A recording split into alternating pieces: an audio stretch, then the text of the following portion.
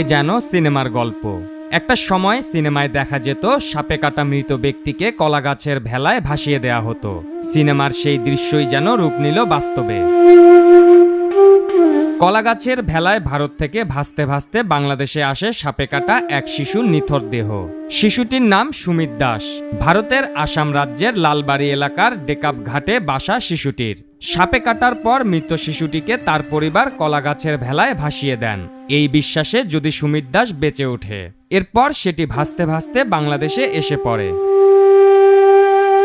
হৃদয় বিদারক এই দৃশ্য ধরা পড়েছে কুড়িগ্রাম সদরের দুধকুমার নদে, যেখানে কলাগাছের ভেলায় ভাসতে দেখা যায় এই শিশুটির নিথর দেহ।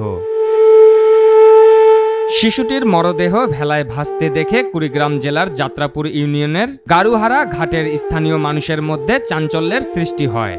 শিশুটিকে দেখতে দুধকুমার নদের পাড়ে ভিড় জমান লোকজন। কলাগাছের কয়েকটি গুড়ি ও চাটাই দিয়ে তৈরি ভেলার উপর 6 বছরের সুমিতের মরদেহ সাদা চাদর, গোলাপি রঙের মশারি ও পলিথিনে ঢাকা ছিল, শুধু মুখ খোলা ছিল। ভেলার সঙ্গে একটি চিরকুটে সুমিতের ছবি, নাম, ঠিকানা এবং একটি ভারতীয় মুঠোফোন নম্বর লেখা ছিল। চিরকুটে দেয়া তথ্য মতে শিশুটির নাম সুমিত দাস, বাবার নাম আকুমনি দাস, মায়ের নাম পদ্মা দাস, বাড়ি ভারতের আসাম রাজ্যের লালবাড়ি এলাকার ডেকাব ঘাটে। পরবর্তীতে চিরকুটে দেয়া নম্বরে যোগাযোগ করেন স্থানীয়রা।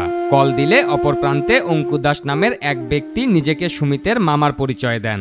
তিনি জানান 10 জুলাই সুমিত সাপের কামড়ে মারা যায়। এরপর তাকে কলাগাছের ভেলায় ভাসিয়ে দেওয়া হয় এই বিশ্বাসে যদি শিশুটি বেঁচে ওঠে।